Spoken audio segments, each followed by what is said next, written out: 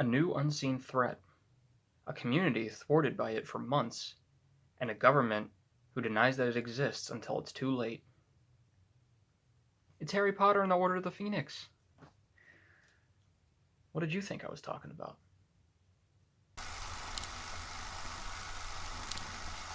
So I was gonna put the book and the DVD up on the drawer here like I usually do to signify which review we were on, but I kind of read the books a lot as a kid. Welcome back, everybody. Today we're talking about Harry Potter and the Order of the Phoenix.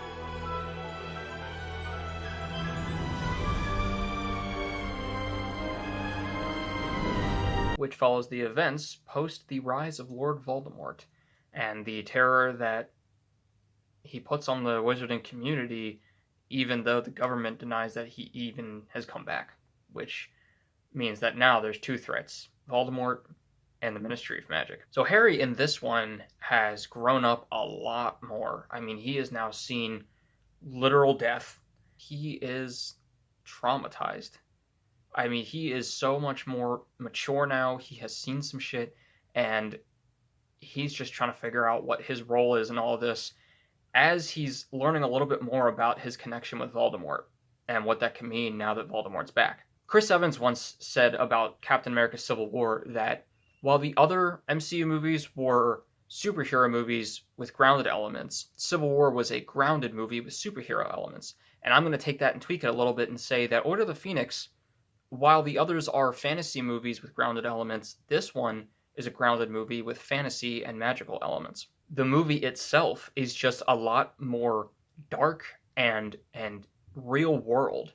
And when I say real world, I mean like real world. It gets into the Muggle world a lot more in this one. And you can see that especially through the new director, David Yates' vision. David Yates was picked because he did a lot of political dramas and thrillers, and that is a huge part of this plot, is the politics of it all. David Yates is, I think, one of my favorite directors, and it's because it's so annoying, but he makes directing and filmmaking look easy. He's one of those that it just is fluid on screen, and every shot is just feels like it's perfect. The cinematic appeal is wonderful, and he really gets into the characters very well. Watched it. I actually kind of hated the beginning as a kid because I was so used to just the magical world and all of the magic feelings that came with it, and now suddenly we're just like going to the ministry and we're doing court hearings, and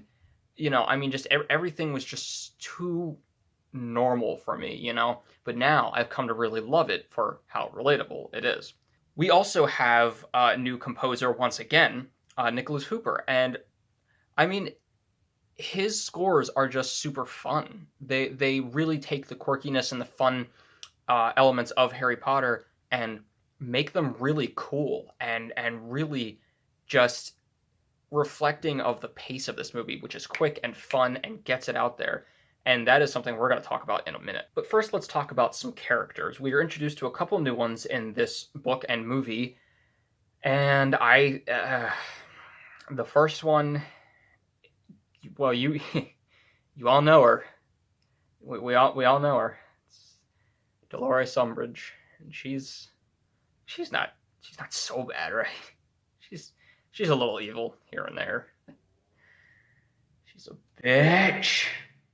Do I need to say any more about Dolores Umbridge? She literally gives Harry a detention and then carves words into his hand, and then does it multiple more times. The one cool thing about her look is that I never really noticed this, but she starts off wearing light pink, and then by the end of the movie, it gradually gets to dark pink, which is really cool. The more she becomes more insane. The other new character that we're introduced to is Luna Lovegood, and while in the book, she is, for the most part, like, looked down on by everybody, and they really are just annoyed by her presence the entire plot. I actually liked in this one how she is quirky and they feel awkward around her at first, but she fits in a lot more quickly with the group. and they accept her a lot more quickly, especially Harry. I love that they upped the relationship that they have, that friendship, that bond that they have over these things that are just so traumatic, and that he sees her as a really good friend and somebody who he can talk to about these things, and she's just so blasé about it all, even though she obviously does have that hurt of losing her own mother. Their friendship is just so wholesome, and I love it, and I love that they put it in the movie a lot farther up than in the book. Also, some other minor characters. We have Nymphadora Tonks and Kingsley Shacklebolt. Kingsley is awesome, just friggin' badass. You may not like him, Minister, but you can't deny Dumbledore's got style. And Tonks is just great. I actually was able to meet Natalia Tena at Potterverse, and that was really cool. she's awesome. She's just an awesome person. The last new character that we're introduced to is Bellatrix Lestrange, and I know we only get to see her for like 5 minutes. Helena Bonham Carter does it again. She's able to take the craziness and insanity of Bellatrix, but also kind of the sexiness of Bellatrix Lestrange, and put it into those 5 minutes very, very powerfully. She is so good. This role was made for her. Some other highlighted characters in this one are Sirius, who obviously we get to see him a lot more than we did the last two, and he's back to his fun self. You know, even if he is stuck in this house in Grimmauld Place the entire time, he's back to his fun, carefree self, who does have a grave side to him, but is still that fun kid that James grew up with, and Gary Oldman played that wonderfully. He just has this calming Godfather type, not Godfather, but Godfather to Harry type presence. Another one is Neville, who really, really comes into his own. He's still quirky and he still is awkward and has those moments where, you know, he's bullied a lot, but he really comes in his own in this one. And I actually like that in the book.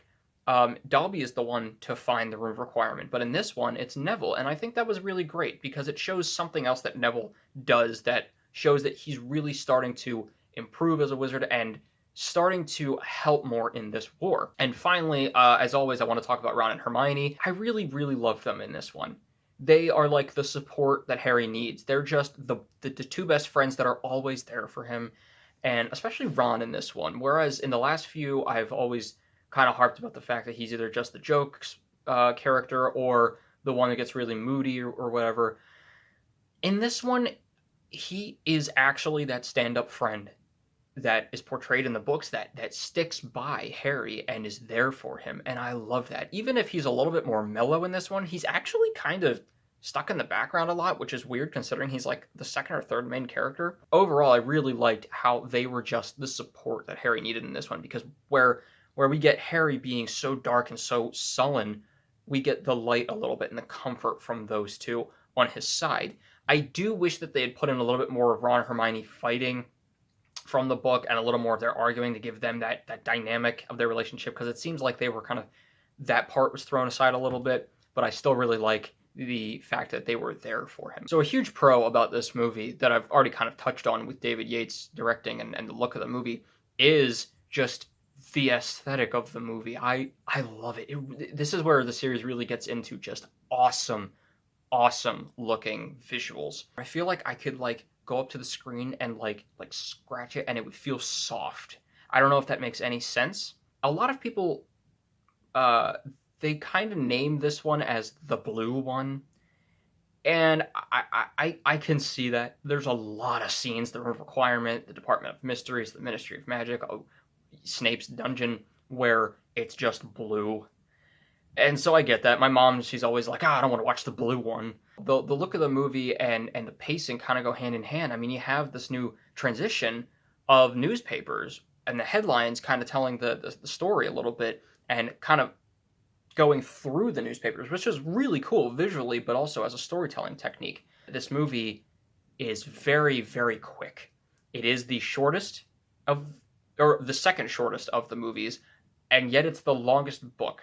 This gets into our kind of routine problem that we've been starting to talk about, is did they cut too much out? The short answer is yes. But there are some technicalities with this here. While Order of the Phoenix is the longest book, I personally think it's dragged out way too much. In terms of how like if theoretically there was a number for if you took any subplot or plot point and you mentioned it throughout, a book or a movie or just a story, if there was a theoretical number of how many times you should mention it, let's say 3 times. You bring it up the first time, it comes back a second time for something, and then sometime in the end to close it off. Order of the Phoenix, the book, is like at a 5, where it just keeps bringing up points until you're at 800 pages, and you're like, okay, like, I get it. I feel like we're just kind of dragging it out now. The movie, however, is more like a 1, maybe 2. And it's like they took a lot of these points and put them like in the middle and then the end very briefly, just to be like, okay, yeah, we got that point, we got that point, we got that point. Whereas in Goblet of Fire, it was either cutting out whole scenes or putting in little teeny details to be like, yeah, we put that in. In this one, it's like whole plot points. And it just feels like for like 30 minutes of the movie, it's just like 1 to 2 minute scenes that are really short just to be like, we put it in. It again limits our feeling of this as a whole world that we're in. But if we had some other, just Cho and Harry and Hogsmeade or something, I think it would have fleshed it out a little bit more, because then it's not just all plot. You know what I mean? You have an audience that is now accustomed to a Harry Potter movie being 2 hours and 20 minutes. They had an extra 12 to 15 minutes they could have put in there, and the audience would stick around for it. I guaranteed it, if it means that they could have more of what they loved in the book in the movie.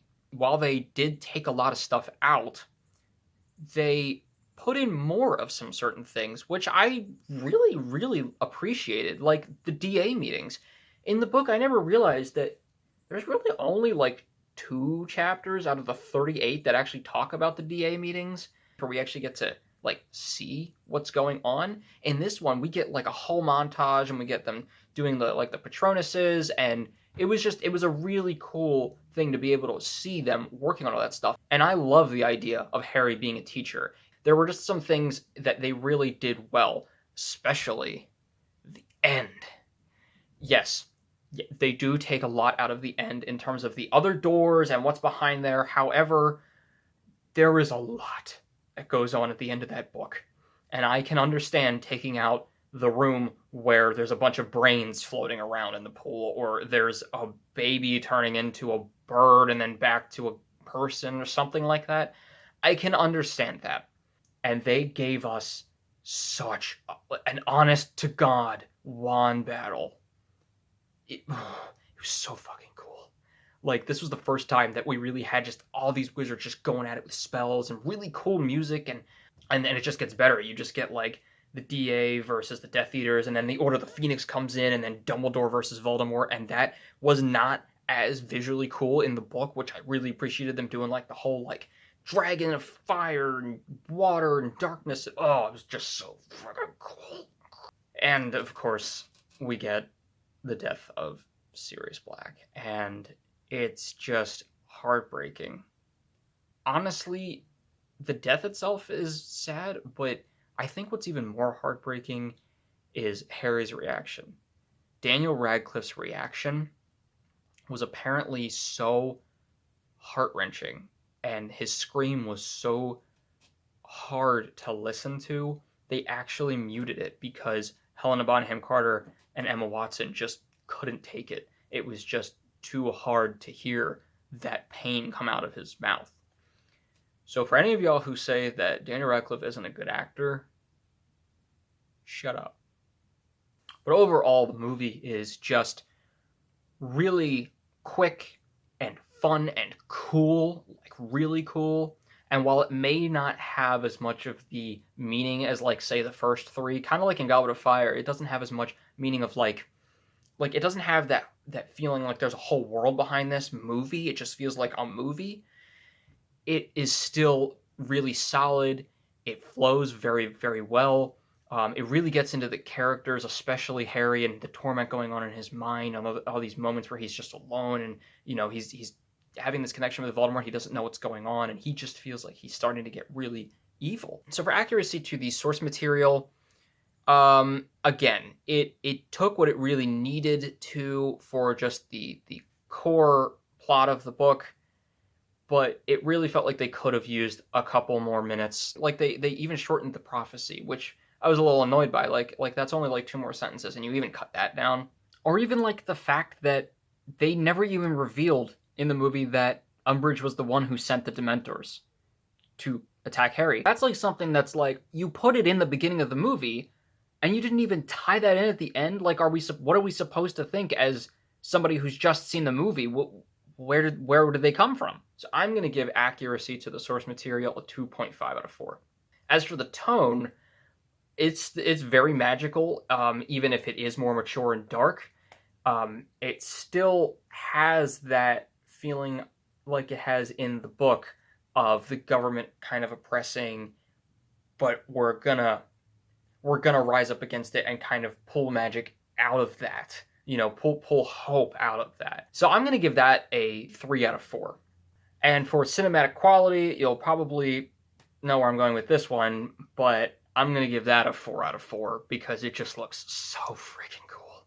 Like the fireworks scene. Come on. I'm gonna give Harry Potter and the Order of the Phoenix a 3 out of 4.